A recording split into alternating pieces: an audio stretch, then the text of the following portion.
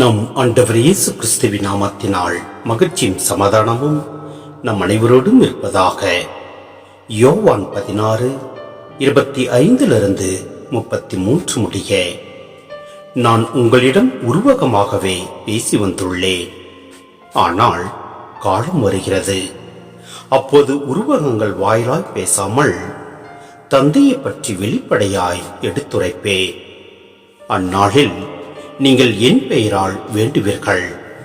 அப்போது உங்களுக்காக தந்தையிடம் கேட்கிறேன் என நான் சொல்ல மாட்டேன். ஏனெனில் தந்தையே உங்கள் மீது அன்பு கொண்டுள்ளார். நீங்கள் என் மீது அன்பு கொண்டு நான் கடவுளிடமிருந்து வந்தேன் என்று நம்புவதால் தான் தந்தையும் உங்கள் மீது அன்பு கொண்டுள்ளார். நான் தந்தையிடமிருந்து உலகிற்கு வந்தேன். இப்போது உலகை விட்டு தந்தையிடம் செல்கிறேன். இதை கேட்ட அவருடைய சீடர்கள், இப்போதுதான் உருவகம் எதுவுமின்றி வெளிப்படையாக பேசுகிறேன். உமக்கு அனைத்தும் தெரியும். யாரும் உம்மிடம் கேள்வி கேட்க தேவையில்லை என்பது எங்களுக்கு இப்போது புரிகிறது. இதிலிருந்து நீர் கடவுளிடமிருந்து வந்தவர் என்பதை நம்புகிறோம் என்றார்கள். இயேசு அவர்களை பார்த்து, இப்போது நம்புகிறீர்களா? இதோ காலம் வருகிறது, ஏன் வந்தே விட்டது. அப்போது நீங்கள் சிதறடிக்கப்பட்டு ஒவ்வொருவரும் அவரவர் வீட்டுக்கு ஓடி போவீர்கள். என்னை தனியே விட்டு விடுவீர்கள். ஆயினும் நான் தனியாய் இருப்பதில்லை, தந்தை என்னோடு இருக்கிறார்.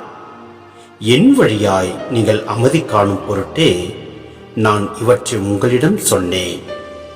உலகில் உங்களுக்கு துன்பம் உண்டு, எனினும் துணிவுடன் இருங்கள், நான் உலகின் மீது வெற்றி கொண்டு விட்டேன் என்றார். சிந்தனை: இயேசுவின் உருவக பேச்சு. உருவகங்கள் வாயிலாக அன்றி வெளிப்படையாக பேசப்போவதாக இயேசு கூறுகிறார். சீடரும் அவ்வாறே கருதுகின்றனர். இப்பகுதியில் திராட்சை கொடி, பிள்ளை பேறு போன்ற சில உருவகங்களை இயேசு பயன்படுத்துகிறார்.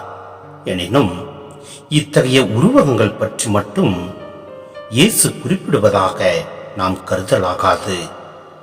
இயேசுவின் போதனைகள் யாவுமே சீடருக்கு புரிவதற்கு கடினமாயிருந்தன.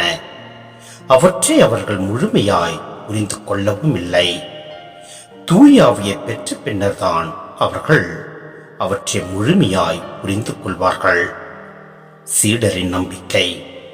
சீடர்கள் தாம் அனைத்தையும் புரிந்து கொண்டதாகவும் யாவற்றையும் உறுதியாக நம்புவதாகவும் எண்ணுகின்றனர். அவர்களிடம் நம்பிக்கை இருந்தது உண்மைதான்.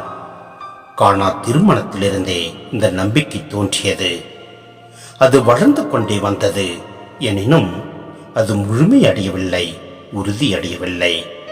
எனவேதான் தாம் பிடிபடும் போது யாவரும் தம்மை விட்டு ஓடிவிடுவார்கள் என்பதை இயேசு இங்கே முன்குறித்து காட்டுகின்றார். எனவே நாம் அவ்வாறு இல்லாமல் நாம் முழு மனதோடு நம் ஆண்டவரை விசுவசிப்போம். உள்ளத்தின் ஆழத்திலிருந்து நம் ஆண்டவரிடம் மன்றாடுவோம். எல்லாம் வல்ல இறைவன் நம்மை நிறைவாய் ஆசீர்வதிப்பார். ஆமென்.